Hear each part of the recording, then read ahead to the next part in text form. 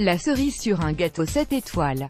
Dans un parc des Princes gâtés et visiblement ravi par le spectacle proposé, le PSG s'est offert son 7e titre de champion de France ce dimanche en régalant face à Monaco, 7-1, en clôture de la 33e journée du football champagne pour une nouvelle démonstration qui permet donc au club parisien de récupérer son titre, perdu la saison passée au profit de son adversaire du soir.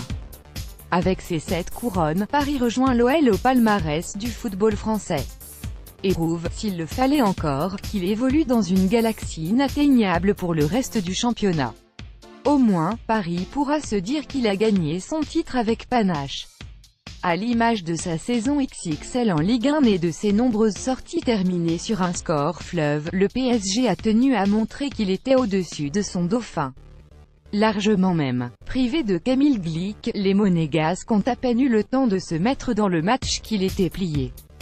Les premiers à 100 buts en championnat après une première alerte signée Edinson Cavani, 9e, la tornade parisienne a tout emporté sur son passage. En 13 minutes, la troupe d'Unai Emery en a glissé 4 aux joueurs du Rocher. Giovanni Lo Celso, excellent tout au long de la rencontre, s'est fendu d'un doublé après des séquences collectives exceptionnelles de justesse et de mouvement, 14e, 27e.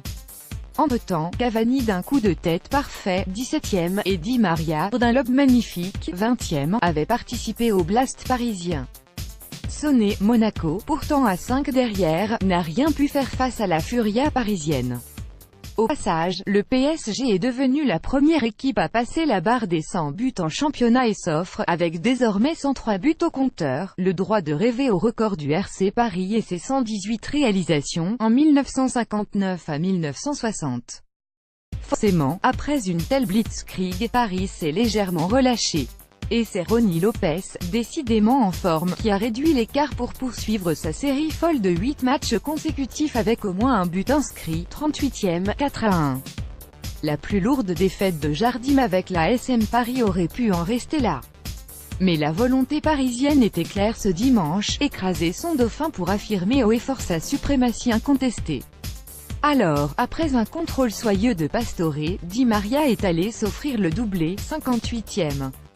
Avant que le pauvre Falcao ne participe au fiasco monégasque en poussant involontairement le ballon au fond de ses filets sur un corner parisien, 76e. Un dernier but de Draxler, 86e, pour humilier la troupe de Jardim, qui essuie au passage sa plus lourde défaite sur le banc de l'ASM, et Paris a pu fêter son titre dignement. Face à ses supporters, Marquinhos et les siens ont pu reprendre leur chant favori, « Champion mon frère ».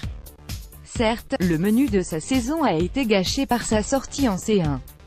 Mais pour le reste, ce fut un régal. Terminé par du champagne et du caviar. En champion.